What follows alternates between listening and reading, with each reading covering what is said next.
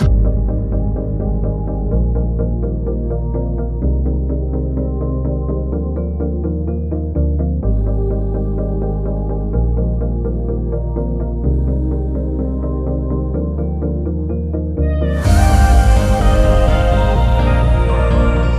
really thrilled here today to not only be, wrapping up the month discussing Don Lavoie's Rivalry and Central Planning. Don, as I mentioned to you in the beginning of the month, he was my dissertation advisor, my teacher, and my friend. And I'm thrilled that I am here with Emily Chamlee-Wright, who's the president of the Institute for Humane Studies. And she also can count Don as her dissertation advisor, her mentor, and her friend. And so she's a perfect person for me to have this conversation with. As is our practice, I'm going to ask Emily a couple questions just to be able to put Don and his contribution in context. But really, we want to get to your questions and whatnot to discuss. So, Emily, first of all, thank you so much for coming on here with me today. I greatly appreciate it. I am so excited to be here, and thank you all for joining us. I'm just so grateful for this opportunity. And so I just wanted to start, like we always do in these conversations, begin in the beginning, which is that when you first study in economics, it was a time that the socialist economies of East and Central Europe were collapsing and transitioning. And I wanted to know if you could give the group a sense of what the intellectual priors were prior to 1989 and then after 1999, and what role Don Lavoie, in particular, in our own shaping, say my intellectual imagination, your intellectual imagination, helped us in negotiating that shifting intellectual terrain of the time. Sure, absolutely. And to pull maybe the timeline even back a little bit further, I think it's useful context to think about. I don't know if you would say this too, Pete, but in my growing up, the Cold War was the milieu. I was, kind of somewhat always constantly concerned that there was going to be nuclear war around the corner. I had, deep concerns that my older brother would be drafted into war and never see him again. Like those were the kinds of things that shaped the context in which, from my earliest memories of like having any kind of political point of view or understanding, like that was shaping everything. And so by the time I was studying economics in the early 80s, and then graduate studies in the later 80s, it was assumed that the power dynamic of Soviet style socialism was so entrenched, that it was so so much a just sort of a social fact on the ground, that like no one questioned that it was there. We critiqued it, but no one questioned that it was going to be there. And this is I think an important piece of understanding Don's work, is that he was fundamentally committed to a future in which Eastern Bloc peoples would be freed from the grip of communist oppression. But he saw that as a thing to work towards and to hope for, that was a very, very long-term project. He never would have, and his commitment, of course, was that it would be not through the power of politics or the military that eventually it would be won. It would be won through the power and forcefulness of much better ideas, the ideas of a free society. But he saw that very much as a long-term project. So the notion that Don would have thought that change was imminent would be nuts, right? Would be nuts. And in fact, I was in a graduate course of comparative economic systems, which is really the course in which he taught Rivalry and Central Planning and his critique of socialism, introduced his students to primary literature in the Marxist tradition so that we would really understand it at a deep level. So it was, in some ways the course that I was, just, salivating for in grad school, and we were in the throes of it. And it was on the evening class on November 9th, 1989, that we were taking a break and the 15-minute break in a 3-hour long course at George Mason. It was in those trailers. It was back in the day when there was very unglamorous offices and classroom buildings for compared to the glam that is George Mason now. Like it was, we were literally in a trailer, and we were coming back from a break, and I kid you not, someone had a transistor radio and was listening to the newscast that was unfolding with the fall of the Berlin Wall, which was, like happened literally by accident, right? If you know some of that history, but it was unfolding in real time, and we all started hovering around it. And it still sends chills down my spine as I'm thinking it through. And Don's there huddling with us, and the newscast ends, and then he doesn't know what to do, right? And Don was a very informal person, but he took his lectures very seriously. He was always 100% fully polished, fully prepared, and he had the stack of notes, and he just kind of tossed it to the side, which was just so uncharacteristic. And he just kind of then sat up on the table and just started, thinking through this, this sense of awe that he never expected this, and thinking through all the lessons of the times that led up to this moment. And so he was as astonished as any of us, and I think in some ways more so. And so I've always felt incredibly privileged to have that memory, to see as tears are welling up in his eyes, that was the moment that, like, he never imagined that he would see personally, but everything he had been working towards, so let me just pause there, because I think that like that sets the stage for then the challenges that come later, right? It's like people sort of declaring, Francis Fukuyama declaring the end of history, and he's like, no, it's not the end of history, right? Like, there's so much more we can do. There's yet a better, still better society we can build. There were the challenges of transitioning economies that were anything but the romance of markets and freedom rushing in and liberate, overnight liberation.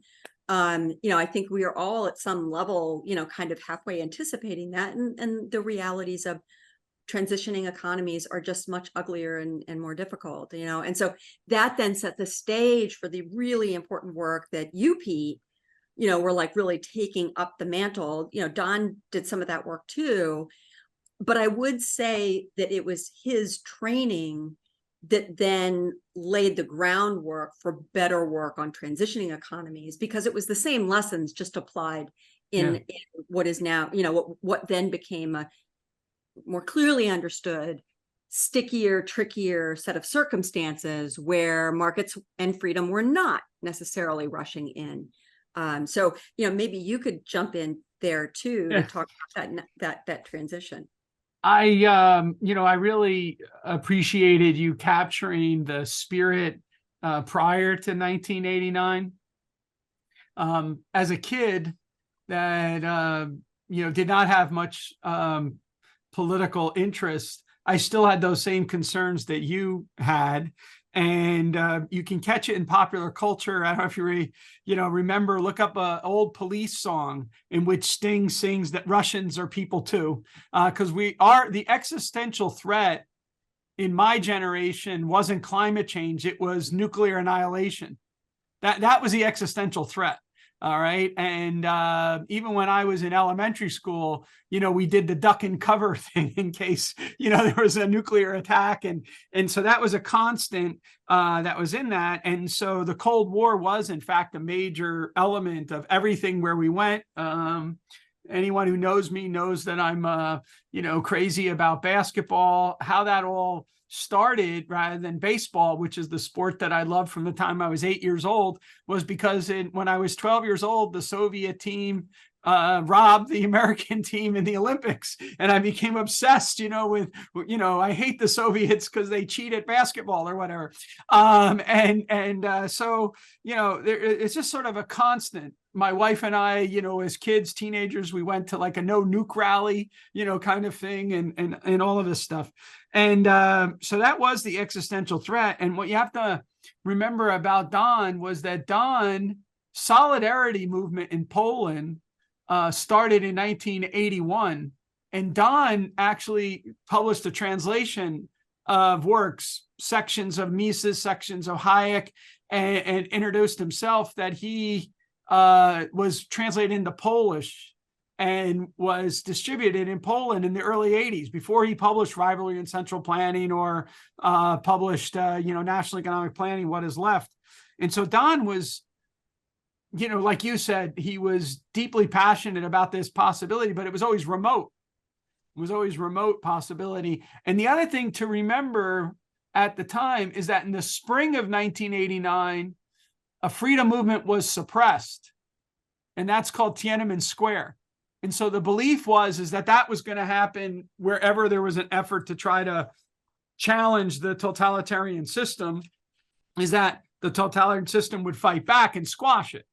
Okay. And so it wouldn't be that you would have the celebration on the Berlin Wall or the rest of the opening up of the economies. The belief was that the solution would have been Tiananmen Square.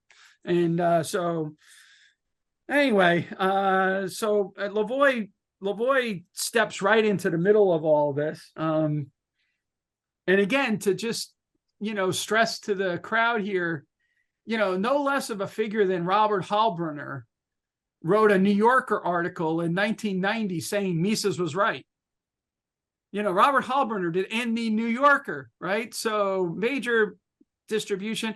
And a large part of that, if you read, they attribute, well, look, read Lavoie's book, because he's the one who gets the record straight about why it is that Mises was right. So I think that's important, which leads me to my second question to you, Emily, which is that Don's book represents a methodological, analytical, and ideological challenge to standard neoclassical economics, especially the Longa Lerner model and market socialism. And how do you see those three distinct points of departure in relationship to one another? Or do you don't see them as relating? Like, I can be, ideologically opposed to socialism, but not rely on the economics of Lavoie or whatever. Or could I, so how do you see the relationship between this methodological, this analytical, and ideological thing? Because Lavoie makes similar moves to what Hayek did 30 years earlier in terms of linking those. And I've been sympathetic to that, and I think you are as well, but I think they need to be explained to people.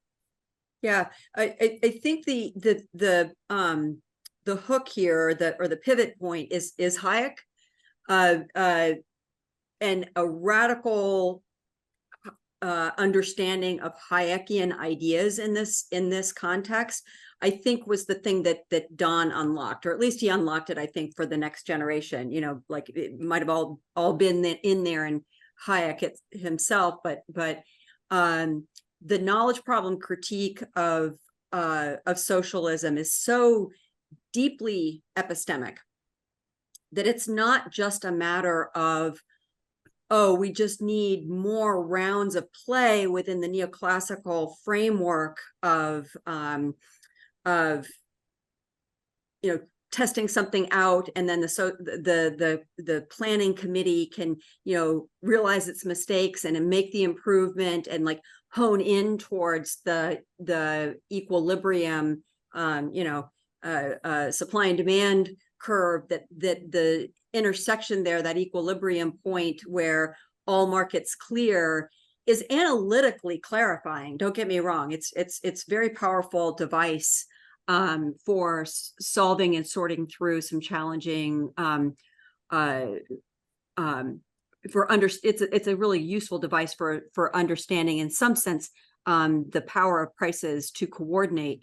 The problem is that it leaves behind the most essential and interesting parts of the economic puzzle, which is, how is it, absent the assumptions of neoclassicism, absent the assumption of perfect information, and enough iterations to get to hone in on the right answer, absent that relevant information, how is economic coordination ever possible when you've got people who are embedded in the real world, who necessarily have only partial knowledge?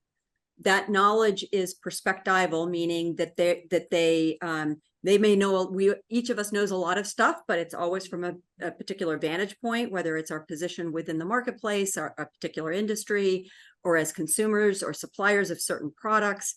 But that knowledge is never the knowledge of the whole. All the knowledge that is needed for widespread cooperation and coordination, that knowledge is fundamentally dispersed. It not only isn't given to a single mind or a single committee, but it can't be. It fundamentally can't be. And so Hayek's project is to try to understand how coordination, social and economic coordination happens, despite the fact that all the knowledge that any one of us has is radically incomplete. And so Don takes that point and runs with it. And it's the central genius of Rivalry and Central Planning, in my mind, is that he fully fleshes out how markets are a process of social learning.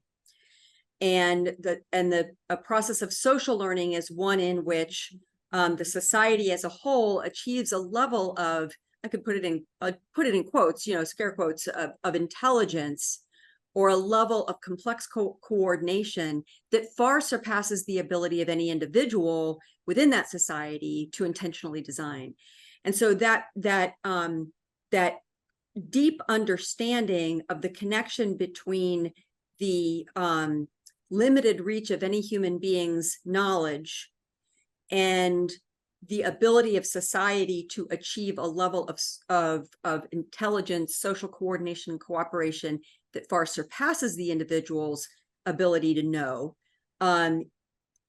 That's the crux of everything that is at the source of the rivalry and central planning. So even the word rivalry is important here, because it's not just competition versus central planning, which is in some sense the neoclassical notion of competition was what Longa was picking up and saying, oh, we could still have central planning, but it would be, kind of encased within this notion of perfect competition. That's what we'll do. And Don's use of the word rivalry was intentional, because it's not only that different firms compete with each other, they're engaged in a relationship of rivalry, somewhat like, in the games of sport. So, like if we're, on soccer teams, for example, we're going to learn from our teammates, and we're going to learn from our opponents. Our opponents make us smarter, make us better, make us, even when they're beating us, we're gaining something in the rivalry because we get to learn from that process. And so in markets, it's not a crush the other person sort of game. It's a game where you want to be, where it's a good thing when you've got others who are in the rivalrous form of competition, because you're learning from them in this process. And so seeing the market as a thing that extends our cognitive reach, that allows human beings to learn, that is, I think, the central genius of the book. Yeah, that's a great summary. You personally took Don's ideas and translated them into the debates in development economics, both in terms of the sort of positive vision of what you were just talking about, markets as these generators of social learning, so entrepreneurship and markets, but also the negative assessment of development planning, like what happens when you have only permission-led development as opposed to permissionless, led development. How did you get interested in that work, and describe your dissertation work a little bit? Sure, absolutely. How I came to the dissertation topic was circuitously. So it started with, and this goes to Don's temperament too, is that he was so incredibly generous with his time. And one of the ways he was generous is that he would, in essence, do the work of preparing for graduate student seminars above and beyond. He would be doing, oftentimes 2 of these every semester. These seminars that were completely, not for credit. He wasn't getting any credit for them. He wanted to hold these because he was like, he had a stack of books that he was interested in reading and wanted to read them with other people and interested people. And he was so generous with his time in these readings groups. And one of the things he was really interested in was bringing the interpretive turn that had happened within other social sciences like anthropology, sociology to some degree. But he was really enamored with Clifford Geertz's work. He and also the philosophical tradition of hermeneutics, Gadamer's work, for example.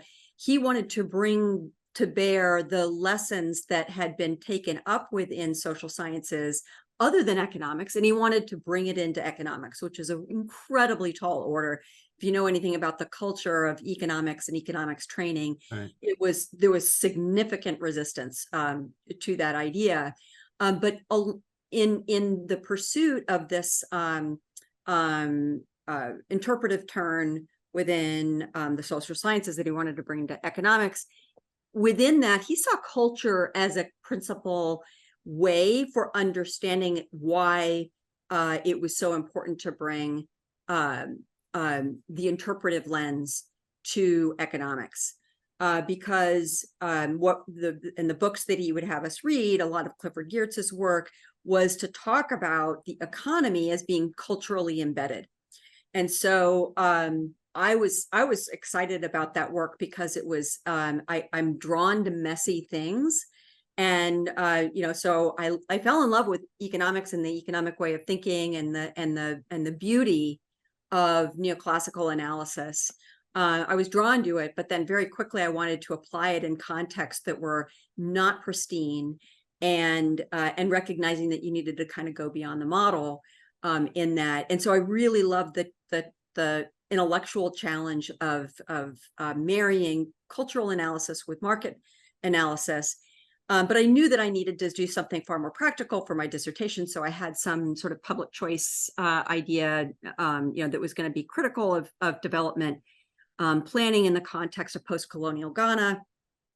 I had some interest in sub-Saharan Africa, so I was kind of marrying those up. And I went to Ghana just to kind of get boots on the ground, to learn the history more, visit, just kind of really understand the local context. And visit some universities there, et cetera. And within 10 minutes of having boots on the ground, I pretty much ditched my dissertation topic, which was going to be much more mainstream, straight up political economy of development. And I said, I want to study these informal markets, because the informal markets, it was just a cacophony of market vibrancy. And the other thing that I found incredibly interesting is that women dominated the informal sector. And this was right at a time when within the development literature I was reading, if you were reading anything about women in economics, it was all a story of oppression. It was all about like how, women were oppressed, especially by market capitalism and globalization, et cetera.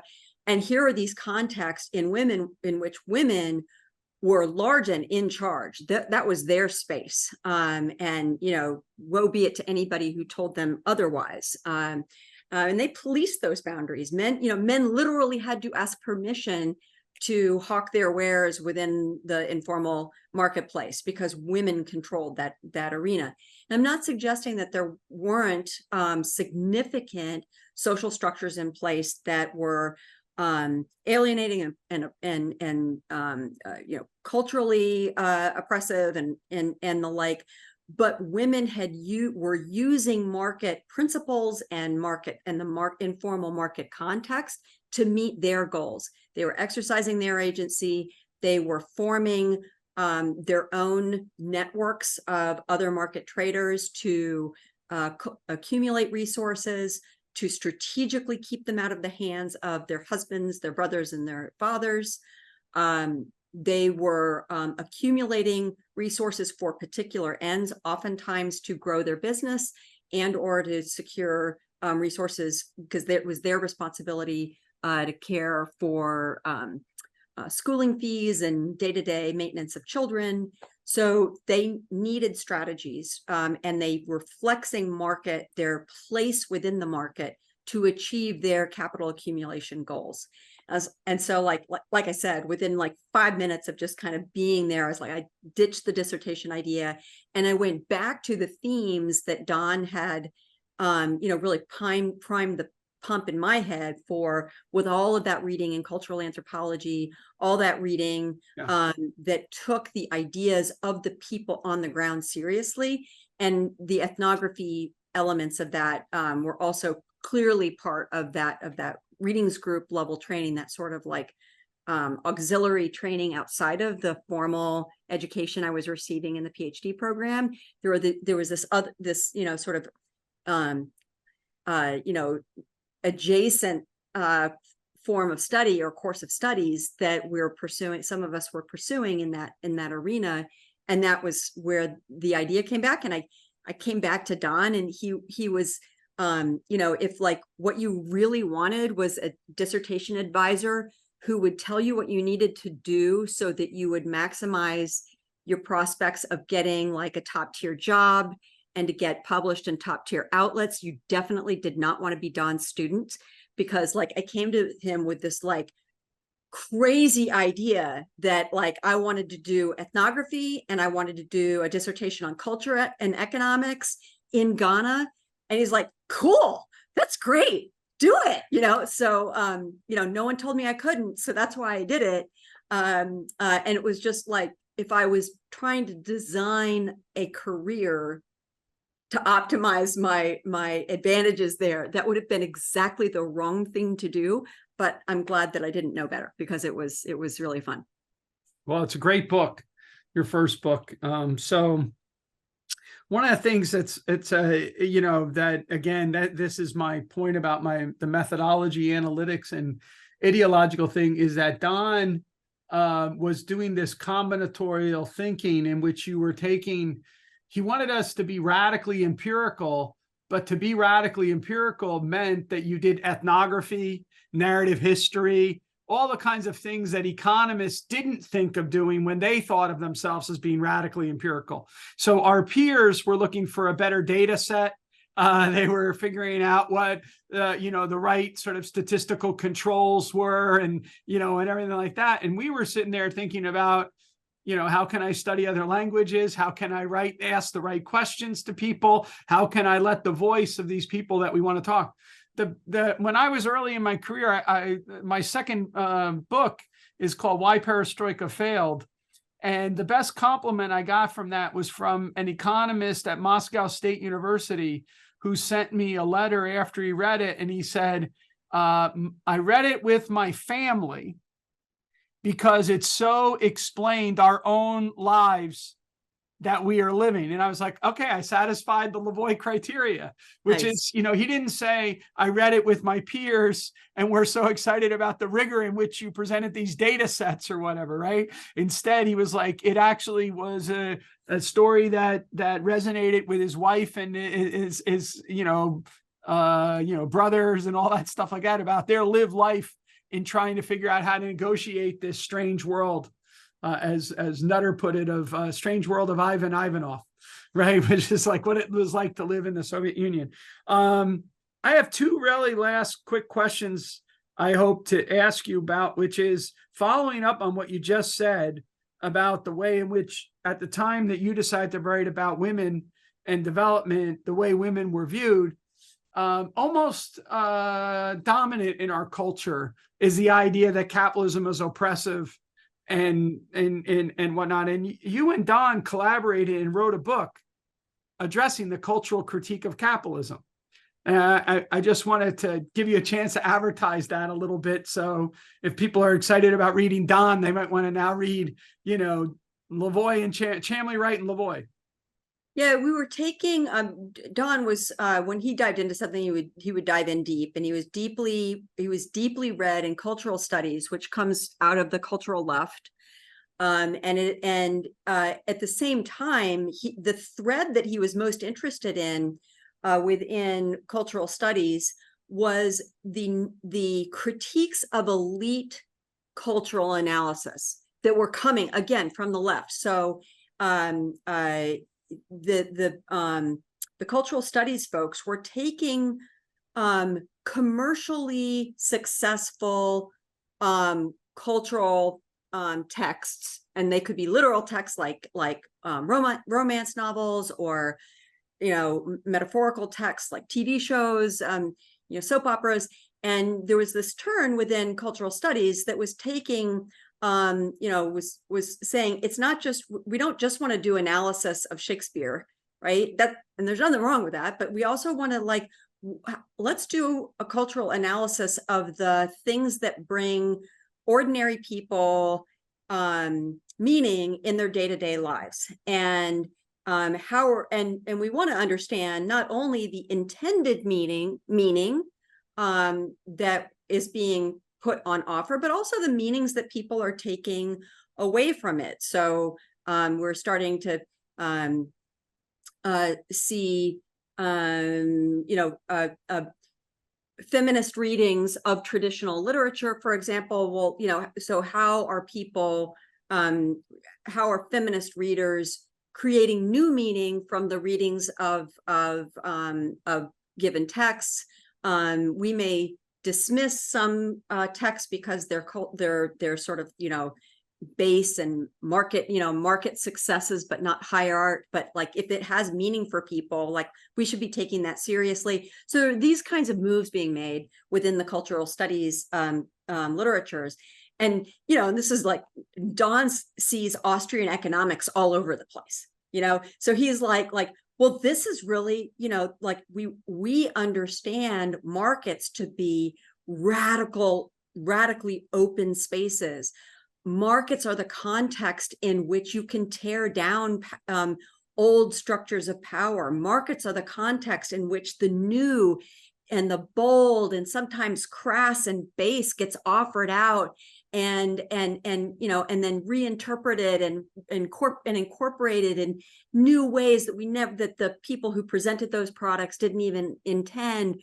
So Don is seeing all these parallels between the cultural studies literature, which is very, very left of center, and his Austrian economics understanding of markets, which is open arenas of radically open contestation.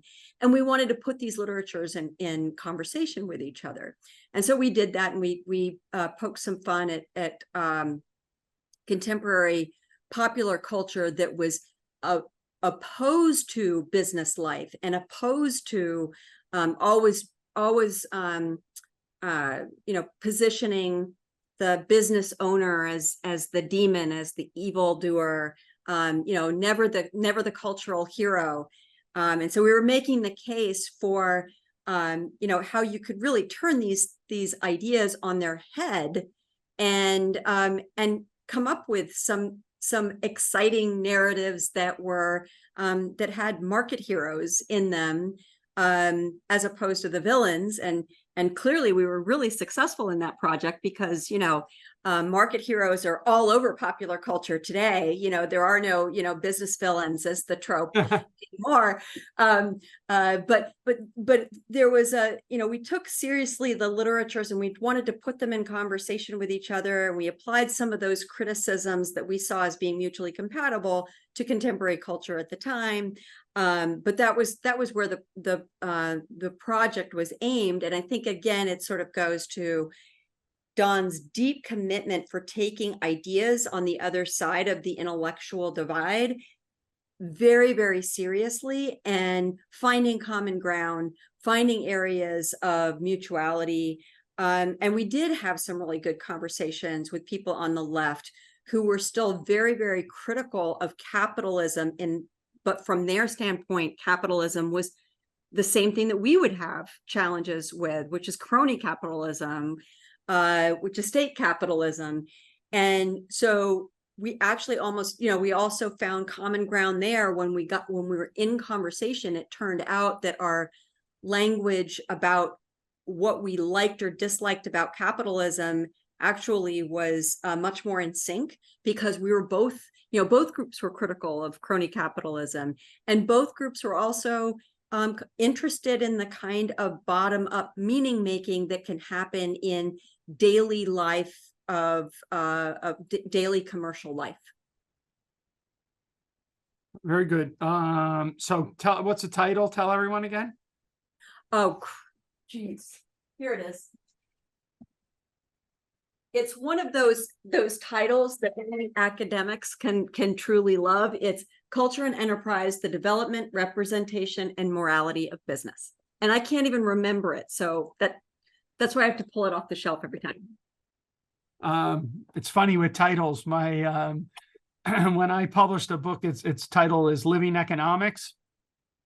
When my original title was Economics for Yesterday, Today, and Tomorrow. And it was my wife who said that no one wants to read a book with that title. And she also is responsible for picking the cover of the book, and which is a lot different than the other one. So it's kind of interesting. I would have picked the boring title. I should have asked Rosemary. Yeah, I should have asked Rosemary picked the one that is much better. And anyway, so I have one last question, which is to dive a little bit into your more recent work and its relationship to what Lavoie has developed both in Rivalry and Central Planning, but then in National Economic Planning, what is left, especially the chapter 7, which is his vision of the liberal society and how that influenced you and me and Steve Horowitz and others that were his students and close collaborators. And that is, in your recent work, you have worked on this idea of the 4 corners of liberalism: economic, political, cultural, and epistemic. And you describe them both as complementary and tension-filled between them. And so how does your understanding of these corners in relationship between them affect the kind of way in which you see Don's work developing, and how you see that as coming out of it and going further with his research program? Sure. And just to sketch out what I'm describing as the 4 corners of liberalism, which I think you also advance in so many of your books. Struggle for a Better World is a great example. But I see the 4 corners as being political liberalism, which is the constitutionally constrained political order; economic liberalism, which is open exchange of goods and services, but dropping down to the next corner of the square, intellectual liberalism is also key to the project as well. So and that's more than just guarantees of speech freedoms, which are embedded within the political liberalism corner. It's also voluntary commitments to draw a circle around an intellectual community that says we're a truth-seeking community, and by that we're going to abide by certain rules and expectations. And so a community that is governed by the rules and norms of academic freedom are a particular kind of expression of intellectual liberalism. And then the 4th corner is civic liberalism that comes and is supported formally by freedoms of association, but also it's the space in which we oftentimes find our deepest sources of meaning. It's the places where we have commitments that might be supported by economic progress, but are beyond the sort of transactional world of the extended order. It's more the intimate order of friends, family, community, religious commitments, soccer clubs. It's the in neighborhood barbecues. That's the civic life and the freedoms around that, and the Tocquevillian sensibilities are embedded within that civic liberalism corner. And as I have sort of already hinted, each of these corners reinforces the other. You can't that the benefits that we see from economic liberalism are fueled by intellectual liberalism, and by progress, scientific and intellectual progress, for example. And the good things we get from economic liberalism in turn support intellectual liberalism, because you get abundance and you can afford as a society to commit significant, people can spend their entire careers working on the development of new ideas without having to worry about where their next meal is going to come from, or going back out into the fields to plow the ground, because we've got so much abundance. So each of these corners influences in a positive way each of the other corners. At the same time, there's also tensions between them. So for example, political liberalism ensures a significant sphere of autonomy and an individual liberty and authority, which is a very good thing. But post-liberal critiques of liberalism will say that's the problem, that it's all that autonomy is destroying civic life, and is making us cold-hearted, alone, relationshipless, and void of any meaning in our lives, right? So that's the quick version of the critique. And I would go, I would say, well, of course, there's a tension between rich civic life and the commitments embedded within family obligations, for example, or obligations to your religious community. That can be in tension with autonomy, no doubt about it.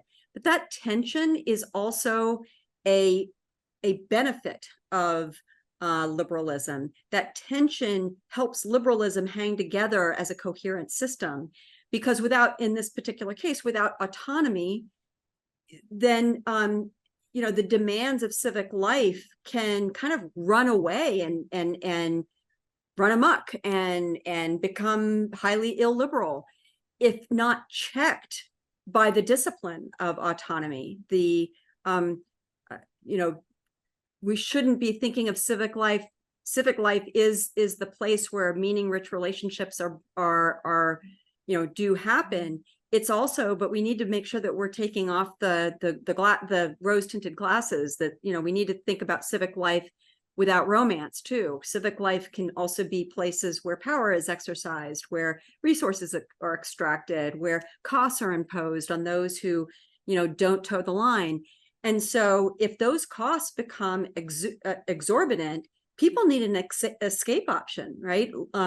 Autonomy is absolutely essential to acting as an escape valve for civic life that is too oppressive. And because there is that escape valve, and because there is pluralism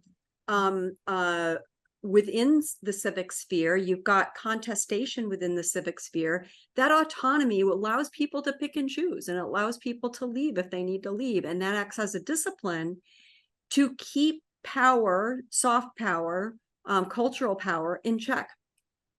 And so that's just one example of what I mean by liberalism's tensions are part of it's a feature of how the system works well, not a bug. And so that's the project that I'm pursuing. And I do think of this as very much a Lavoie-like project. Yeah. I just came from a seminar to get to hear, and by Bree Wolf, from Michigan State, Yeah. and she's working on a project about, liberalism. I told her she needs to interface with you and work on this project together. Well, thank you very much, Emily, for that. And I want to open it up now for questions. Emily is willing to, address any of your questions that you have about Don's work, about her work in IHS or whatever. So floor's open to you guys. Go ahead, Taylor. Okay, I'm interested in the relevance of Don's arguments, the economic calculation debate for today. I have a couple of questions around that. One is the intellectual debate over? Did Don win? And from a different perspective, is it over, or where does it stand in the minds of leading economists today? And I'm thinking about the paper that Jacob shared with us by Lopez. Yeah. I was really kind of stunned because it was one of the two papers. After I'd read the book, it was like, this is just a reiteration of the standard story. Yeah. And it's going to be like deliberately misinterpreting Hayek. But this paper was written in 2021. Yeah. So apparently that debate is not over. Even though intellectually it seems to me Don did a really good job of tightening everything up and making his case. The other aspect of it about the relevance for today is it seems to me there's a real relevance, because if you think back of the point that I think it was Acemoglu made not long ago about now that we have massive computing power and AI, is central planning viable again?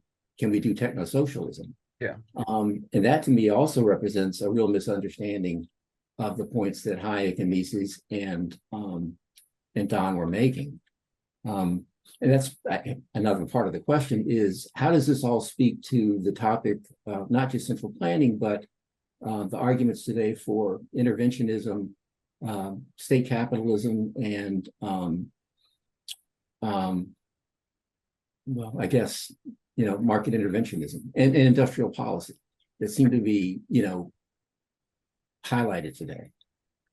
Yeah, I mean, I'll jump in and say that we're still fighting the same fight intellectually with respect to industrial policy that Don was fighting, and so Don's critique of industrial planning is absolutely as relevant today as it was, back in the mid 80s when National Economic Planning, What Is Left came out. And so it's sobering how little we seem to have learned through all of this. So that's one piece of it. But the good news is, like, it's all right there too. The argument is still there, so we can still use it. On the AI piece, I think that Don would be, he did comment on sort of supercomputers, and he wrote on those kinds of questions with the technology of the time, and he made just a consistent argument with respect to the importance of tacit knowledge, local knowledge, on the spot knowledge, that you can gather information and plug it into, a high-powered computational machine, but it's not, and it might be better at spitting something out than the human being is going to be able to do. But you're still faced with fundamentally the same problem, that that once aggregated, you can't make use of that knowledge in the same way that you can when the knowledge is getting read by people with boots on the ground, an incentive, but also on the spot local knowledge that allows them to use that their perspective to make the right decision, or to make decisions from which they will then learn, because if they can also learn that they made the wrong decision, but generate the social learning process from the bottom up. Okay, so he was clear that supercomputers don't solve our problem, but he would be the first to be super excited about AI and generative AI, especially, concepts of super intelligence that, if we're constrained by someone having to input data into the supercomputer, we're faced with the same classic knowledge problem as we ever were. But in a world in which generative AI, generative learning can happen that was not built in by design, I think that he would be really interested in that. I don't think that the end point is going to be we're going to cede everything over to a central planner, because that seems to be beside the point. But I think that where he would likely lean into is the power of AI to be a supercharger, a complement to human ingenuity, in much the same way that, like, imagine there was human ingenuity in 1442, but after 1450s, when people had printed access to printed texts at scale, everything took off, right? So like people had ingenuity, people had intelligence, but their cognitive reach, skyrocketed once they could share ideas at scale and learn from scale level contributions to the body of knowledge. It's that sort of level of, he would say that didn't make the society more amenable to central economic planning, but it sure as hell unlocked the potential for human prosperity and the growth of knowledge and human progress. So I think he would be very, very excited about this. And there's a passage, and I can't remember where I read it, but it was recent, that Don said, I don't have any faith that computer technology will make central economic planning an alternative. And he said, but even if computing was part of some sort of like next generation, it would be networked computers, not a centrally designed algorithm or apparatus, right? So I thought that was really interesting as well, that like he would be not resisting the conversation, I guess is the point I'm making. He would be leaning way into it. But I think with the orientation of how technological advances of this kind can unlock new frontiers of human potential. Taylor, I wanted to just respond very quickly, and then we'll get to Barry's point, which is just, I think it's important to note that the effort to use techno-socialism to solve the problem admits that there's a problem that's not solvable in the existing technology, which means that it's implicitly accepts that Mises and Hayek were right, because the earlier efforts to provide the answer didn't work. So that's why techno-socialism is now going to give us a new answer, right? And I think that one of the things that Lopez gets wrong is that leading thinkers in economics all became convinced by the Mises-Hayek criticism. Whether or not they understand it in its most nuanced way, Janusz Kornai, who was the top comparative systems person, Andre Schleifer, Milgram and Roberts, these are, Oliver Williamson, Vincent and Eleanor Ostrom, Ronald Coase, Buchanan, Smith, right? Doug North, these are all people who win Nobel Prizes. They've shaped modern economics. They all start with the idea that Mises and Hayek are right. And so Lopez is writing as if like we're back in 1950 still, and people hadn't like understood things, and then he's like trying to find a way to say that it doesn't work, and so anyway, it's intriguing. It's an ongoing debate. He was able to get this stuff published in the Cambridge Journal of Economics and some other places, so people are responding to it and they're debating and whatnot. So Barry, we have time for one last question. Thank you. Some years ago, I had the privilege of being on one of Don's extended virtual reading groups and study seminars back in sort of, I think it was like 96 to 97.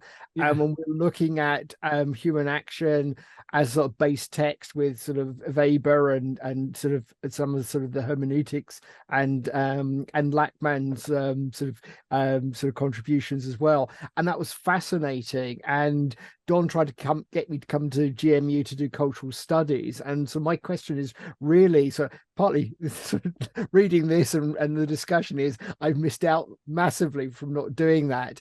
But secondly, I think really it's like looking at that level and following on from Pete's point just now about those scholars who looked at institutional arrangements, looked at that richer complexion of what the market is, and how sort of Don saw that, and what sort of approach would he be sort of setting out for us now in terms of a sort of a study framework for those elements that aren't just sort of the buying and selling of things, but are the sort of the cultural mores and so on.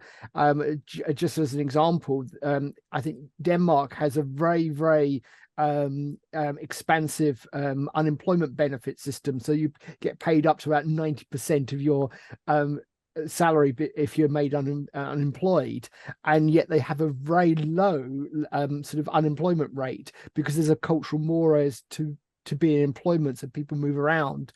And so all that stuff about furlough leaves people sort of not wanting to work is kind of upset by that. So it's how do you bring that kind of understanding, that wider conception of culture and institutions into the study of sort of economics? Yeah, and that is essentially you've just described the terrain, the arena in which, you know, I've been working since being his student. And what I would say is that when you look at the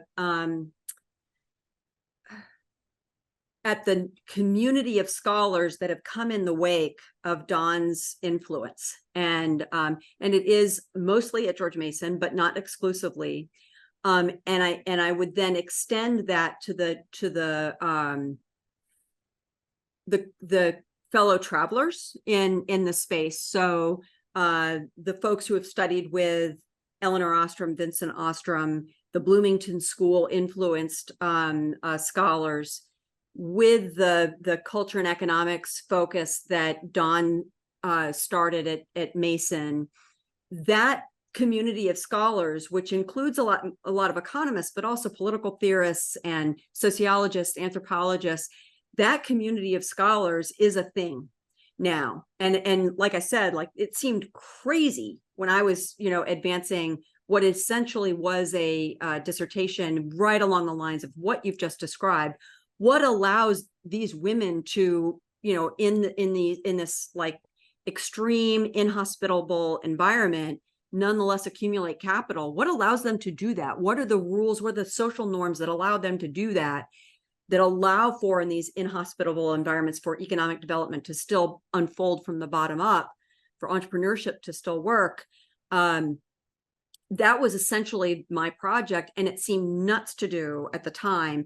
And now Pete and I just came from a conference where how many people were at that conference, the Markets and Society conference?